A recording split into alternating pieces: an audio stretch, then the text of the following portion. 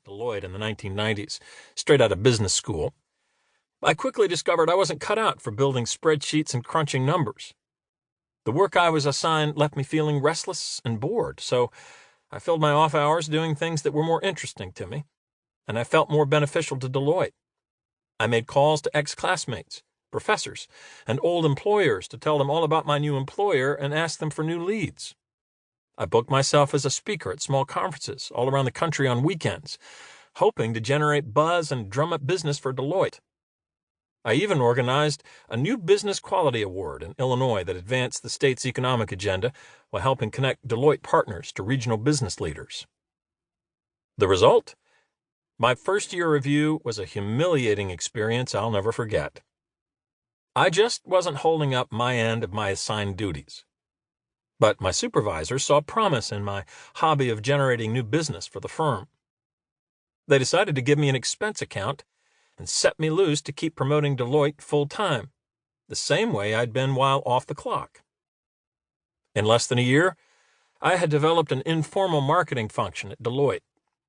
With no one reporting to me and no real authority, I simply engaged everyone related to marketing that I could. I never let a title, or my lack of one, stop me. Early on, I asked to have dinner twice a year with Pat LeConto, Deloitte's CEO at the time. During those meals, I did my best to be my authentic self, offering him my candid advice in the spirit of being of service to him and his legacy. By leading without authority, I was determined to make an impact at Deloitte as we built a global brand name in the consulting business. I wasn't willing to wait 10 years, typical at the time, to be anointed for some kind of leadership position. Instead, I built critical relationships with influencers inside and outside the company, and went on to become Deloitte's Chief Marketing Officer, CMO, and later, its youngest ever partner. In 1994, I left Deloitte to become Global CMO at Starwood Hotels, making me the youngest CMO at any Fortune 500 company at the time.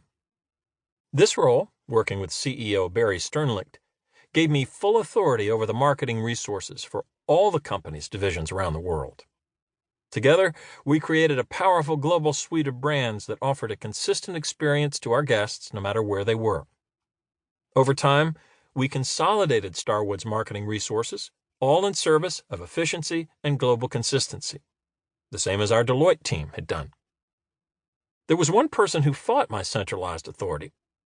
Starwood's head of Europe insisted that he and his marketing people were far better suited to decide where and how to spend Starwood's European marketing budgets. It was true that he knew the market more intimately, but my mandate was to invest in the global brand. We collaborated on European marketing, but he had to relinquish the control he would have liked. Then, Starwood's global president moved on, and guess who replaced him? Starwood's head of Europe. It wasn't long before I found my CMO position gutted, with most of my budget dispersed to marketing heads in regional divisions across the globe. My job was set to become a hollowed-out shell of what it had been. I was heading out the door. It took some time for me to process what I learned from that defeat. Looking back, it became clear that once I had a title and authority at Starwood, I set aside many of the leadership traits that had earned me the job in the first place. I had excelled at leading without authority. I was a natural at it. But once I had some authority of my own, I didn't spend as much time building strong relationships as I had at Deloitte. I'd assumed that my new global role would give me and my team the authority to achieve great things. I felt I was on a mission, blessed by Starwood's CEO, and I was going to see that mission all the way through. Or so I thought. In 2004, while working as a CEO for a startup, I began writing my first book, Never Eat Alone. It was a smash hit, a best-selling guide to creating opportunities and developing relationships by connecting with people through generosity, authenticity, and vulnerability, just as I'd done at Deloitte. By then, as an entrepreneur, I was maintaining thousands of VIP and influencer relationships, including a few with some extremely challenging people. And I wanted to share my recipe for success with everyone.